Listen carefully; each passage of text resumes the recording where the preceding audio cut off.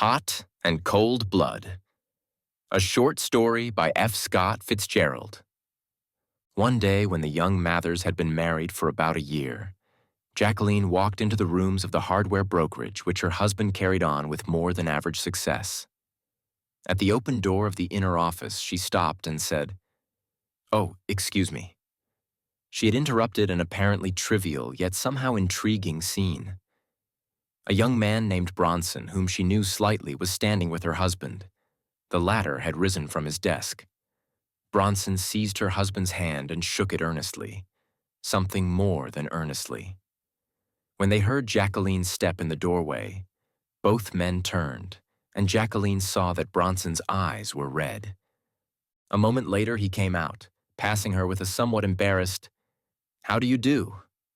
She walked into her husband's office. "What was Ed Bronson doing here?"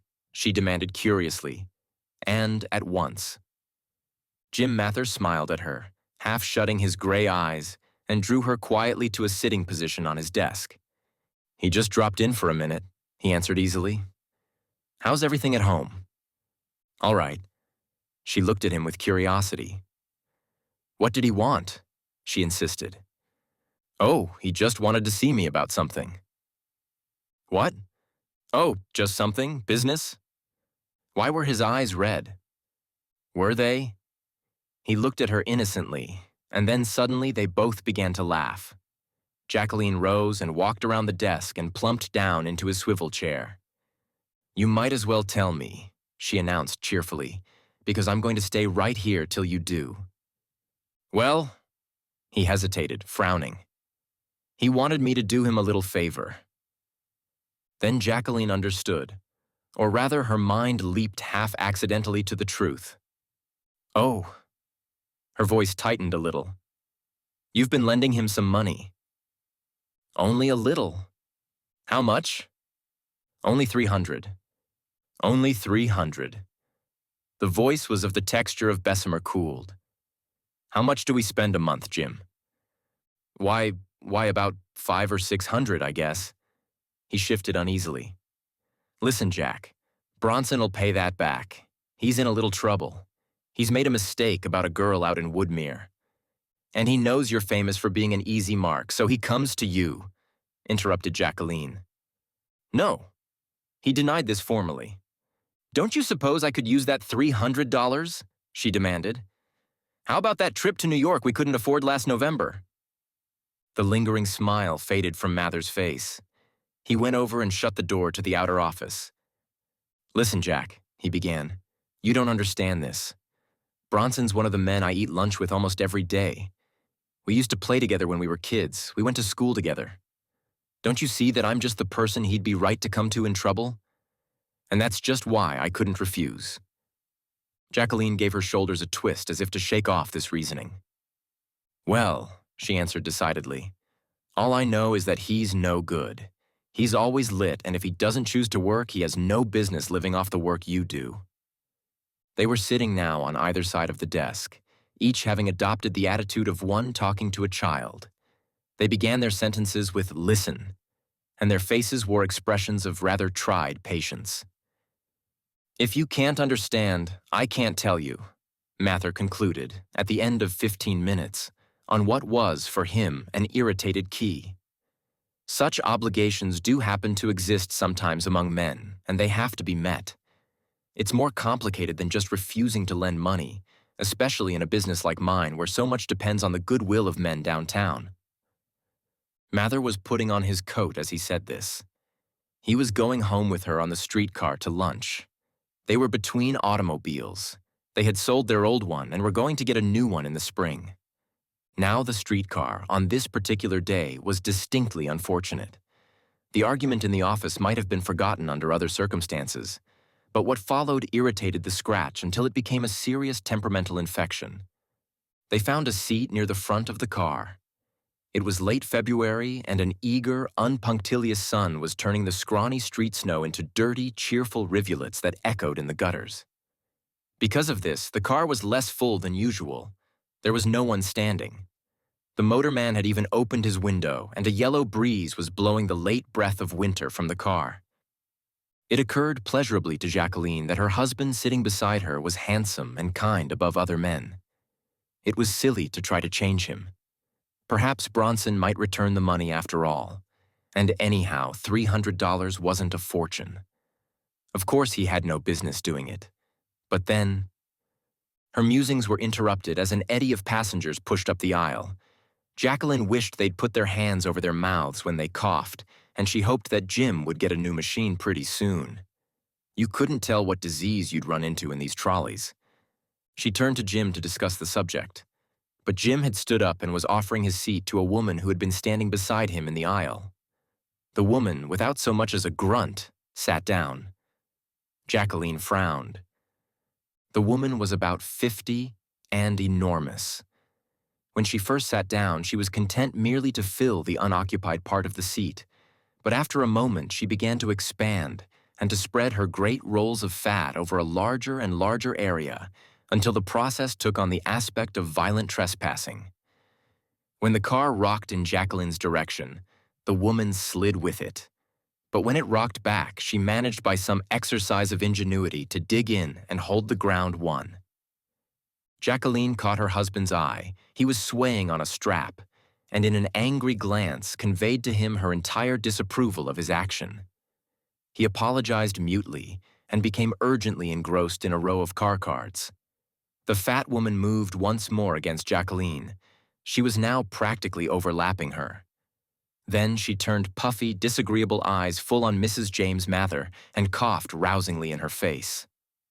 With a smothered exclamation, Jaqueline got to her feet, squeezed with brisk violence past the fleshy knees, and made her way, pink with rage, toward the rear of the car. There she seized a strap, and there she was, presently joined by her husband in a state of considerable alarm. They exchanged no word, but stood silently side by side for 10 minutes, while a row of men sitting in front of them crackled their newspapers and kept their eyes fixed virtuously upon the day's cartoons. When they left the car at last, Jaqueline exploded. "You big fool," she cried wildly. "Did you see that horrible woman you gave your seat to? Why don't you consider me occasionally instead of every fat, selfish washwoman you meet?" "How should I know?" But Jaqueline was as angry at him as she had ever been. It was unusual for anyone to get angry at him. "You didn't see any of those men getting up for me, did you? No wonder you were too tired to go out last Monday night. You'd probably given your seat to some horrible Polish washwoman that's strong as an ox and likes to stand up." They were walking along the slushy street, stepping wildly into great pools of water. Confused and distressed, Mather could utter neither apology nor defense. Jaqueline broke off and then turned to him with a curious light in her eyes. The words in which she couched her summary of the situation were probably the most disagreeable that had ever been addressed to him in his life. "The trouble with you, Jim, the reason you're such an easy mark, is that you've got the ideas of a college freshman. You're a professional nice fellow." 2. The incident and the unpleasantness were forgotten.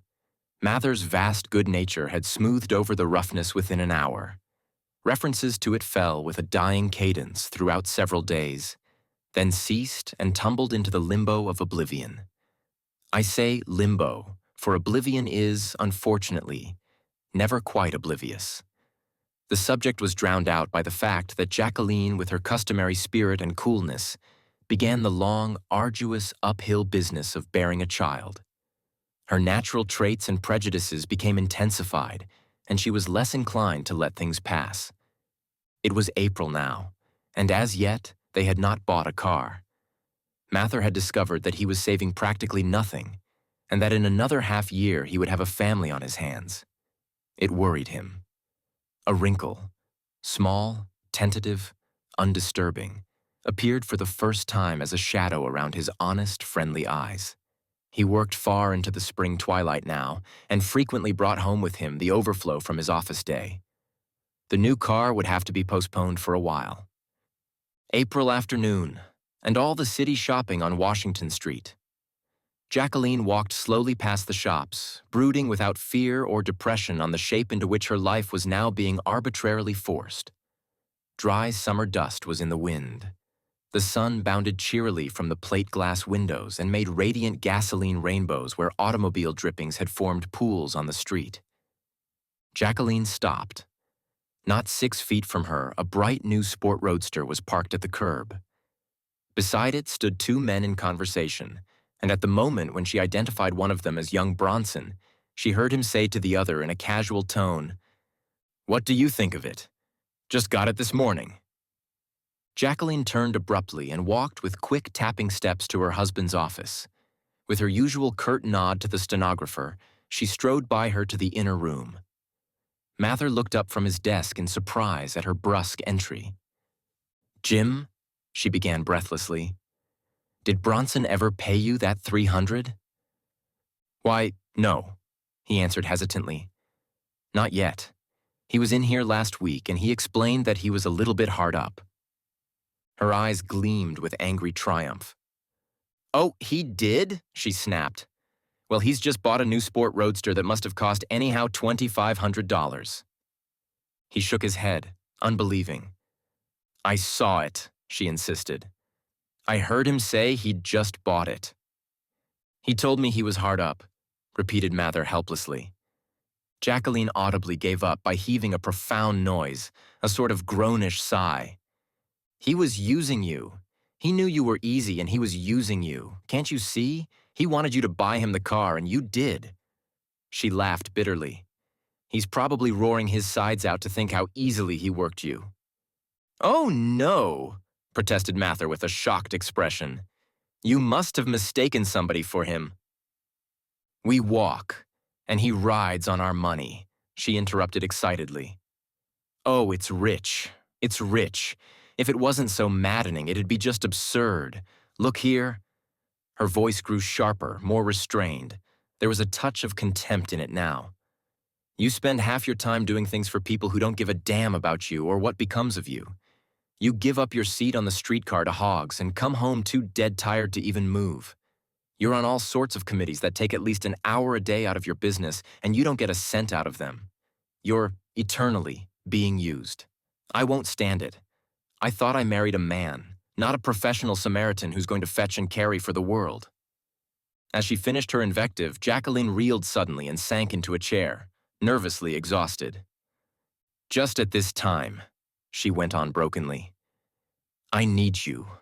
I need your strength and your health and your arms around me. And if you just give it to everyone, it's spread so thin when it reaches me." He knelt by her side, moving her tired young head until it lay against his shoulder. "I'm sorry, Jaqueline," he said humbly. "I'll be more careful. I didn't realize what I was doing." "You're the dearest person in the world," murmured Jaqueline huskily. "But I want all of you and the best of you for me." He smoothed her hair over and over. For a few minutes they rested there silently, having attained a sort of nirvana of peace and understanding. Then Jaqueline reluctantly raised her head as they were interrupted by the voice of Miss Clancy in the doorway.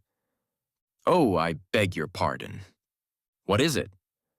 "A boy's here with some boxes. It's COD." Mather rose and followed Miss Clancy into the outer office. "It's $50. He searched his wallet. He had omitted to go to the bank that morning. "Just a minute," he said abstractedly. His mind was on Jaqueline. Jaqueline, who seemed forlorn in her trouble, waiting for him in the other room. He walked into the corridor and, opening the door of Clayton and Drake Brokers across the way, swung wide a low gate and went up to a man seated at a desk.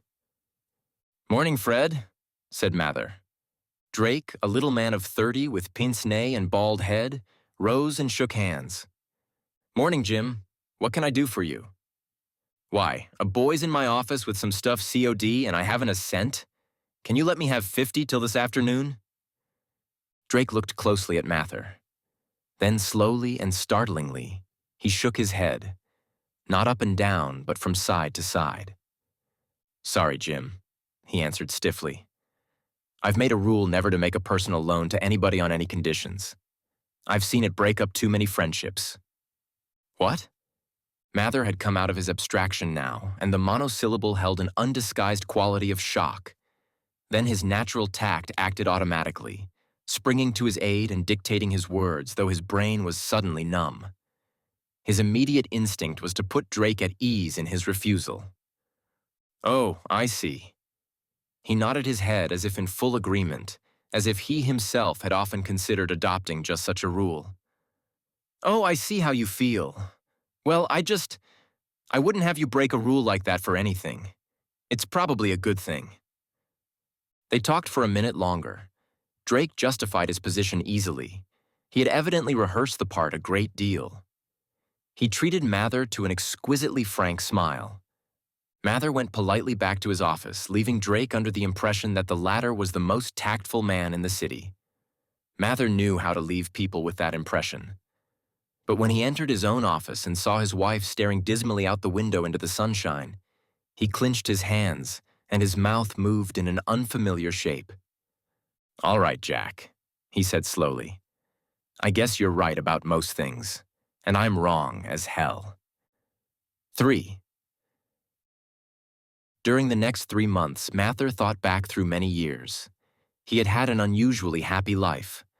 Those frictions between man, between man and society, which hardened most of us into a rough and cynical quarreling trim, had been conspicuous by their infrequency in his life. It had never occurred to him before that he had paid a price for this immunity, but now he perceived how here and there and constantly he had taken the rough side of the road to avoid enmity or argument or even question. There was, for instance, much money that he had lent privately, about $1,300 in all, which he realized, in his new enlightenment, he would never see again. It had taken Jaqueline's harder, feminine intelligence to know this. It was only now when he owed it to Jaqueline to have money in the bank that he missed these loans at all. He realized, too, the truth of her assertions that he was continually doing favors. A little something here, a little something there. The sum total, in time and energy expended, was appalling. It had pleased him to do the favors. He reacted warmly to being thought well of, but he wondered now if he had not been merely indulging a selfish vanity of his own. In suspecting this, he was, as usual, not quite fair to himself. The truth was that Mather was essentially and enormously romantic. He decided that these expenditures of himself made him tired at night, less efficient in his work, and less of a prop to Jaqueline, who, as the months passed, grew more heavy and bored, and sat through the long summer afternoons on the screened veranda waiting for his step at the end of the walk. Lest that step falter, Mather gave up many things, among them the presidency of his college alumni association. He let slip other labors less prized. When he was put on a committee, men had a habit of electing him chairman and retiring into a dim background where they were inconveniently hard to find. He was done with such things now. Also, he avoided those who were prone to ask favors, fleeing a certain eager look that would be turned on him from some group at his club. The change in him came slowly. He was not exceptionally unworldly. Under other circumstances, Drake's refusal of money would not have surprised him. Had it come to him as a story, he would scarcely have given it a thought. But it had broken in with harsh abruptness upon a situation existing in his own mind, and the shock had given it a powerful and literal significance. It was mid-August now, and the last of a baking week. The curtains of his wide-open office windows had scarcely rippled all the day, but lay like sails becalmed in warm juxtaposition with the smothering screens. Mather was worried. Jaqueline had overtired herself and was paying for it by violent sick headaches, and business seemed to have come to an apathetic standstill. That morning he had been so irritable with Miss Clancy that she had looked at him in surprise. He had immediately apologized, wishing afterward that he hadn't. He was working at high speed through this heat. Why shouldn't she? She came to his door now, and he looked up faintly, frowning. "Mr. Edward Lacy." "All right," he answered listlessly. Old man Lacy. He knew him slightly. A melancholy figure, a brilliant start back in the 80s, and now one of the city's failures. He couldn't imagine what Lacy wanted unless he were soliciting. "Good afternoon, Mr. Mather." A little solemn, gray-haired man stood on the threshold. Mather rose and greeted him politely. "Are you busy, Mr. Mather?" "Well, not so very." He stressed the qualifying word slightly. Mr. Lacy sat down, obviously ill at ease. He kept his hat in his hands and clung to it tightly as he began to speak. "Mr. Mather, if you've got 5 minutes to spare, I'm going to tell you something that I find at present it's necessary for me to tell you." Mather nodded. His instinct warned him that there was a favor to be asked, but he was tired, and with a sort of lassitude he let his chin sink into his hand, welcoming any distraction from his more immediate cares. "You see," went on Mr. Lacy. Mather noticed that the hands which fingered at the hat were trembling. "Back in '84, your father and I were very good friends. You've heard him speak of me, no doubt." Mather nodded. "I was asked to be one of the pallbearers. Once we were very close. It's because of that I come to you now. Never before in my life have I ever had to come to anyone as I've come to you now, Mr. Mather. Come to a stranger. But as you grow older, your friends die or move away, or some misunderstanding separates you. And your children die unless you're fortunate enough to go first. And pretty soon you get to be alone, so that you don't have any friends at all. You're isolated." He smiled faintly. His hands were trembling violently now. "Once upon a time, almost 40 years ago, your father came to me and asked me for $1,000. I was a few years older than he was, and though I knew him only slightly, I had a high opinion of him. That was a lot of money in those days, and he had no security. He had nothing but a plan in his head. But I liked the way he had of looking out of his eyes. You'll pardon me if I say you look not unlike him. So I gave it to him without security." Mr. Lacy paused. "Without security," he repeated. "I could afford it then. I didn't lose by it. He paid it back with interest at 6% before the year was up." Mather was looking down at his blotter, tapping out a series of triangles with his pencil. He knew what was coming now, and his muscles physically tightened as he mustered his forces for the refusal he would have to make. "I'm now an old man, Mr. Mather," the cracked voice went on. "I've made a failure. I am a failure. Only we needn't go into that now. I have a daughter, an unmarried daughter who lives with me. She does stenographic work and has been very kind to me. We live together, you know, on Selby Avenue. We have an apartment, quite a nice apartment." The old man sighed quaveringly. He was trying, and at the same time was afraid, to get to his request. It was insurance, it seemed. He had a $10,000 policy. He had borrowed on it up to the limit, and he stood to lose the whole amount unless he could raise $450. He and his daughter had about $75 between them. They had no friends, he had explained that, and they had found it impossible to raise the money. Mather could stand the miserable story no longer. He could not spare the money, but he could at least relieve the old man of the blistered agony of asking for it. "I'm sorry, Mr. Lacy," he interrupted as gently as possible, "but I can't lend you that money." "No?" The old man looked at him with faded, blinking eyes that were beyond all shock. Almost, it seemed, beyond any human emotion except ceaseless care. The only change in his expression was that his mouth dropped slowly ajar. Mather fixed his eyes determinedly upon his blotter.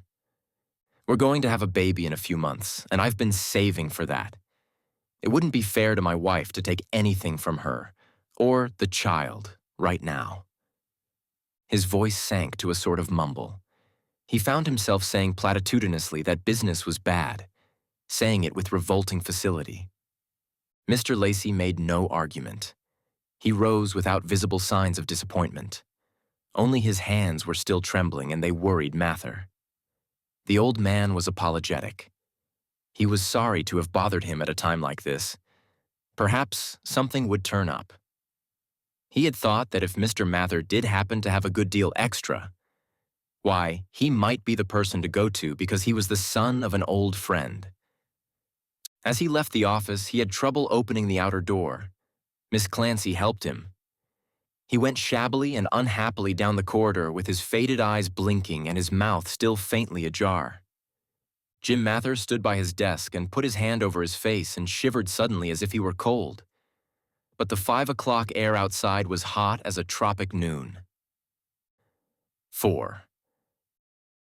The twilight was hotter still an hour later as he stood at the corner waiting for his car. The trolley ride to his house was 25 minutes, and he bought a pink-jacketed newspaper to appetize his listless mind. Life had seemed less happy, less glamorous of late. Perhaps he had learned more of the world's ways.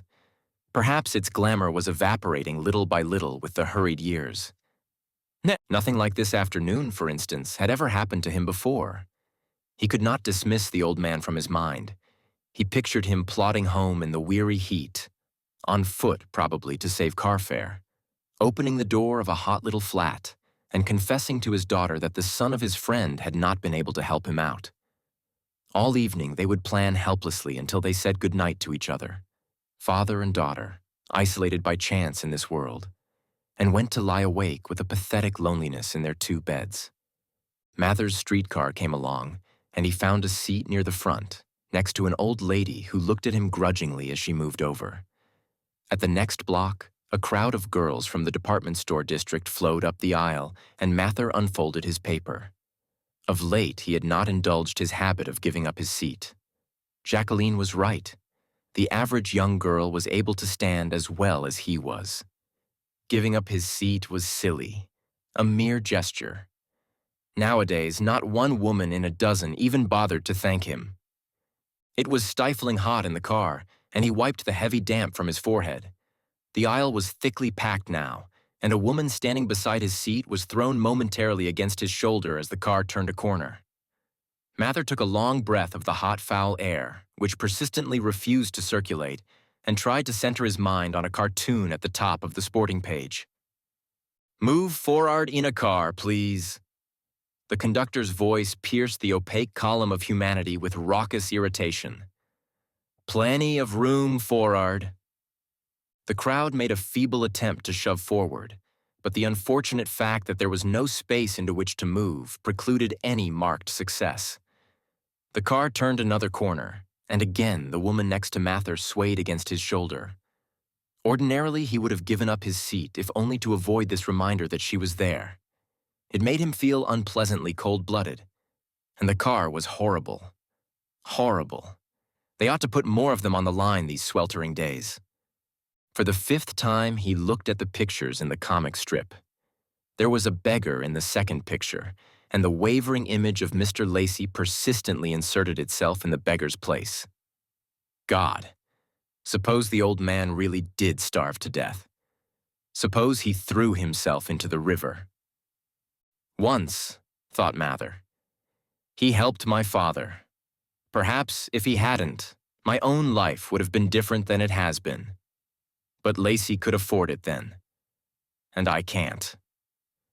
To force out the picture of Mr. Lacy, Mather tried to think of Jaqueline. He said to himself over and over that he would have been sacrificing Jaqueline to a played-out man who had had his chance and failed. Jaqueline needed her chance now as never before. Mather looked at his watch. He had been on the car 10 minutes, 15 minutes still to ride, and the heat increasing with breathless intensity. The woman swayed against him once more, and looking out the window, he saw that they were turning the last downtown corner. It occurred to him that perhaps he ought, after all, to give the woman his seat. Her last sway toward him had been a particularly tired sway. If he were sure she was an older woman, but the texture of her dress as it brushed his hand gave somehow the impression that she was a young girl. He did not dare look up to see. He was afraid of the appeal that might look out of her eyes if they were old eyes, or the sharp contempt if they were young. For the next 5 minutes, his mind worked in a vague, suffocated way on what now seemed to him the enormous problem of whether or not to give her the seat. He felt dimly that doing so would partially atone for his refusal to Mr. Lacy that afternoon. It would be rather terrible to have done those 2 cold-blooded things in succession. And on such a day. He tried the cartoon again, but in vain. He must concentrate on Jaqueline. He was dead tired now, and if he stood up, he would be more tired. Jaqueline would be waiting for him, needing him. She would be depressed, and she would want him to hold her quietly in his arms for an hour after dinner. When he was tired, this was rather a strain. And afterward, when they went to bed, she would ask him from time to time to get her medicine or a glass of ice water. He hated to show any weariness in doing these things. She might notice and, needing something, refrain from asking for it. The girl in the aisle swayed against him once more. This time, it was more like a sag. She was tired, too. Well, it was weary to work. The ends of many proverbs that had to do with toil and the long day floated fragmentarily through his mind. Everybody in the world was tired. This woman, for instance, whose body was sagging so wearily, so strangely against his. But his home came first, and his girl that he loved was waiting for him there. He must keep his strength for her, and he said to himself over and over that he would not give up his seat. Then he heard a long sigh, followed by a sudden exclamation, and he realized that the girl was no longer leaning against him. The exclamation multiplied into a clatter of voices. Then came a pause. Then a renewed clatter that traveled down the car in calls and little staccato cries to the conductor. The bell clanged violently, and the hot car jolted to a sudden stop. "Girl fainted up here? Too hot for her. Just keeled right over. Get back there, gangway, you!" The crowd eddied apart. The passengers in front squeezed back, and those on the rear platform temporarily disembarked. Curiosity and pity bubbled out of suddenly conversing groups. People tried to help, got in the way. Then the bell rang and voices rose stridently again. "Get her out, all right?" "Say, did you see that? This damn company ought to... Did you see the man that carried her out? He was pale as a ghost, too." "Yes, but did you hear..."